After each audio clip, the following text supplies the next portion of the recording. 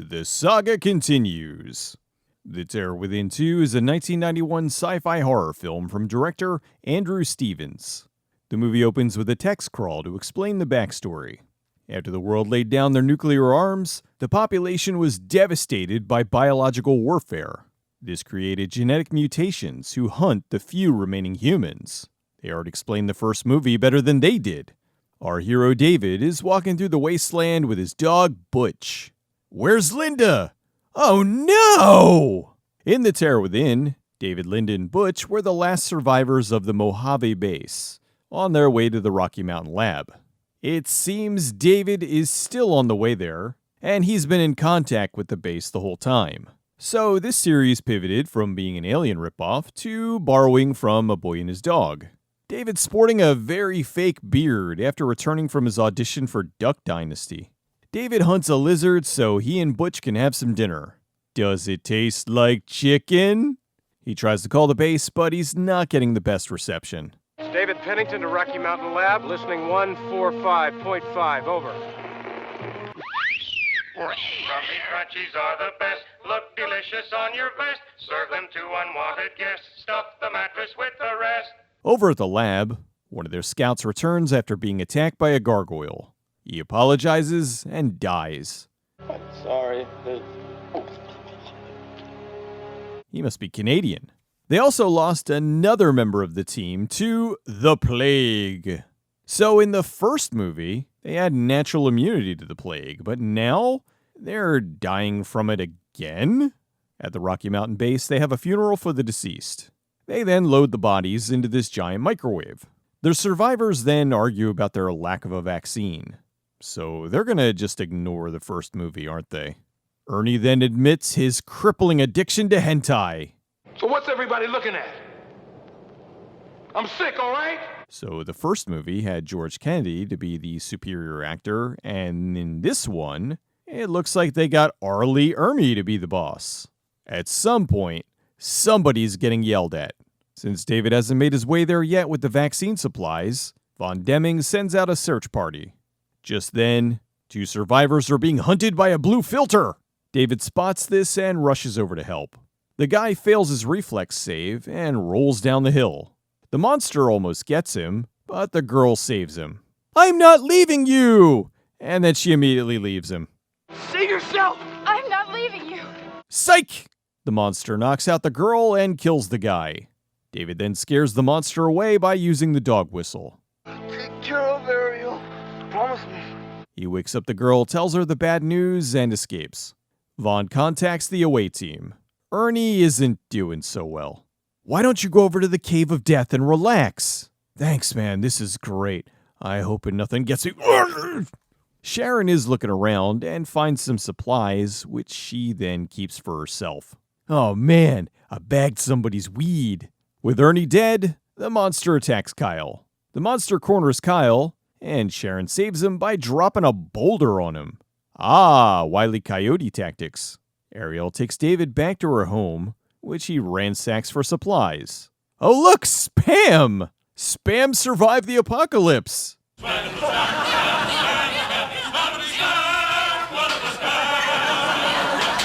Robin is worried about Kyle. Good thing comedic relief guy is there to help. Yuck! They'll be back tomorrow afternoon, or my name ain't DeWitt Thompson. I hope you're right. Well, I know I'm right. I got a birth certificate to prove it.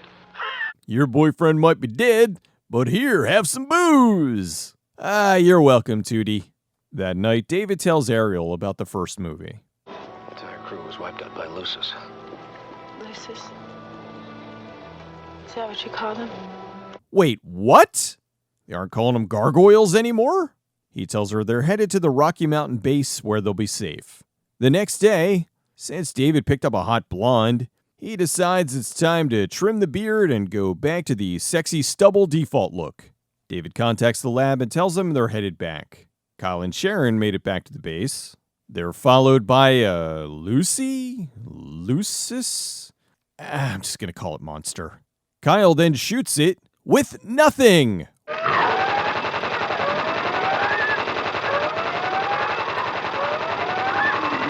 I think this is better.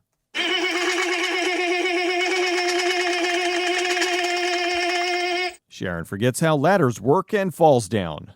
Kyle gets in and they close the hatch, which chops off one of the monster's fingers. Robin picks it up for study. That night, David is nervous. What's the matter? Nothing. I'm just not used to being around a woman. It's been 1 day and 1 beard trim later, so Ariel decides it's time for sex. Artistic sex. Robin's looking at the finger and shows it to Kyle. She tells him the cells are still growing and it's not dead. Well, whatever it is, it's going to have to wait because Vaughn wants us down in the mess hall pronto. Brilliant! Just leave it so it can regenerate a whole new monster. Vaughn tells the team David's on his way back. That night, Sharon's using what she found to make her own vaccine. This guy does some fancy light-up computer hacking to break into her room. He catches her in the act. Boy, it's chilly in here. Sharon tells him they can do bedroom stuff in exchange for him not telling the others what she's doing. Dewitt hears the naughty things and listens in. How thin are these walls? The finger continues to mutate. Out in the desert, I'm pregnant. You're what? David shot a magic bullet so powerful, she knows she's pregnant after a day. They chop some cactuses for water. Only not that one. It's possessed! Poisonous tarantulas breed in these cactus. If you see it moving, stay away. David sees a guy climbing the rocks and also failing. Can men just not climb in this movie? The totally trustworthy guy offers to take them back to his clan's headquarters. David tells them what he's looking for, and of course he can tell them where they need to go.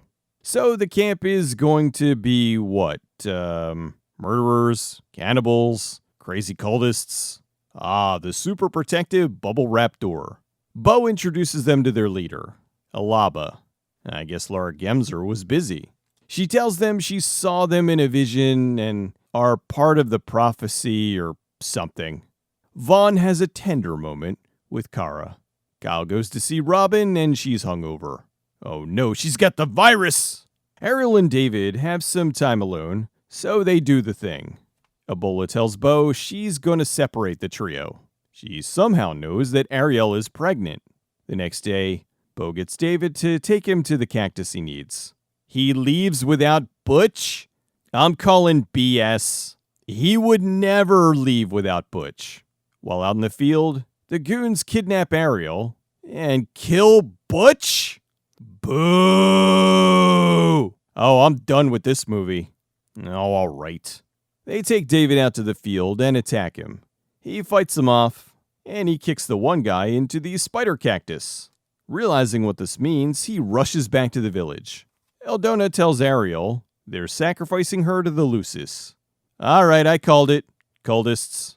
They strap her to the, presentation table for her gynecology exam. They leave her for the Lucis to do his thing. David arrives back in town to find Butch is dead. The only thing that would make this okay is if he murders the entire cult in revenge. He finds Alaba and takes out the henchman. Okay, this is at least a little cathartic. It is too late. Then die. That's for my dog. David goes to the cave where the monster is already demon balls deep in Ariel. He distracts the monster. Ariel gets free and decapitates it. Jamie passes out. He's got the ick. He can't figure out why because Sharon gave him the vaccine. Turns out she just gave him the placebo. She admits what she did, and everyone's pretty upset. Can't you see I'm strong? I can help the rest of us even more now. You fucking witch. Then the power goes out. David makes his way into the base just as the power comes back on. He gives them his supplies so they can make the vaccine. Ariel is now super pregnant. Does David have amnesia? He suddenly forgot what happened in the last movie? They head to the ER to operate on Ariel, so they push the other patients out into the hallway. Over in the lab, the finger turned into the blob? Kyle tells old Oatmeal Face that the vaccine will be ready soon. The doctor has some sort of imaging that shows what the Lucis did to the baby. The baby was forming, and the demon seed moves in and takes over. Vaughn is not happy. Kara explains the fetus is attached to Ariel's organs, and if they try to remove it, it'll kill her. Back in the lab, the blob eats Jamie. David and Kara then go to deliver the baby. Sharon then vaccinates everyone. The baby comes out and oh my god.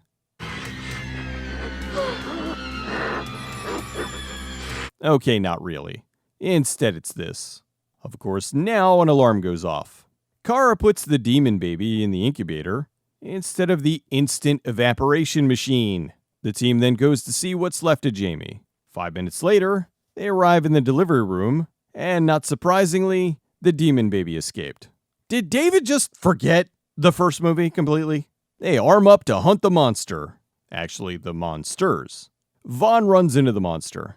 Sharon saves him, but then runs away. She's hiding in the evaporator, and Vaughn blasts her so the monster can impregnate her. Why not open the door, lure him in, and then zap both of them? Dewitt dies. David then fights the monster. He then kicks it down an elevator shaft. As bad luck would have it, the mutant baby is on its way up the elevator. Kyle tries to be a hero and dies. The monster baby's in the control room. David arrives just in time to see Kara die. David fights it, and it goes poorly. Ariel gets it to stop, and since she's his mother, it listens. David then impales it, and it dies. They just let whatever kill these things that's convenient to the plot, don't they? The other monster bursts from the air vent. David electrocutes it, even though he's still touching it. Part of it sensed there was a connection. Let's take after your side of the family. Oh, you. Oh, look! Kyle and Robin are still alive. With everyone else dead, they walk into the other room. The Terror Within 2 was shot in the Mojave Desert in California for about $500,000. Andrew Stevens was the star of the first movie, and he returned not only to do the role, but also to direct and co-write the script. This made some of the errors in the film seem weird. This was only about 2 years after the original, and they changed the story of the virus, the name of the monsters, and what the monsters could do. Probably the oddest thing was seeing Ariel go full-on pregnant belly overnight, and then David didn't immediately notify the scientists, especially considering what he saw not once, but twice in the previous film. Even with the odd continuity problems, Stevens did a tremendous job directing. The film looks ridiculously better than the first. That probably has to do with him working with Janusz Kaminski as his DP. Kaminski was just starting out in the industry, and this was his third film. He was showing major talent, and a short time later, he became Steven Spielberg's go-to cinematographer in 1993. His work awarded him 2 Oscars and over 113 nominations. My biggest complaint with Part 1 was that they overshowed the monster. While in this, they masked it with shadows and light, and it looked way better. It was much creepier and worked so much better than the first one. Even the baby monster was effectively disgusting.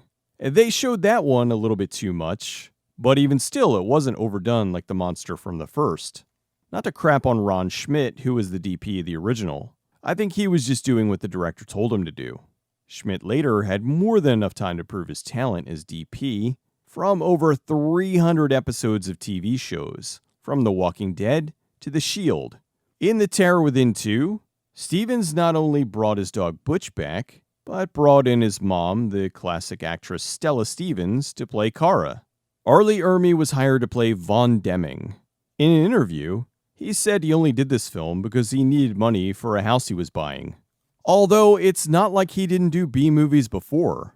I talked about what an absolute professional he was while making Demon Stone. He's an actor that no matter the film's budget, he always delivers an A-list level performance. On a completely random note, this is for the people who have been on the internet for way too long. For the poster art, all I see is Goatsy. If you don't know what that is, for your own sanity, please don't look it up. I enjoyed The Terror Within 2, although I'm stunned at Butch's death. It felt so wrong. Not just because I don't like it when an animal character dies in a movie, but because it was such a weird way to do it. Having David trust this group and leave Ariel and Butch alone, his character should have known better. They should have had him get ambushed and have Butch die while heroically saving David. Then they could still do the thing where Ariel is set off to the monster breeding love pits, and David kills everyone to go rescue her. Anyway, The Terror Within 2 is good. It looks really great, and I'm sad they never made a part 3.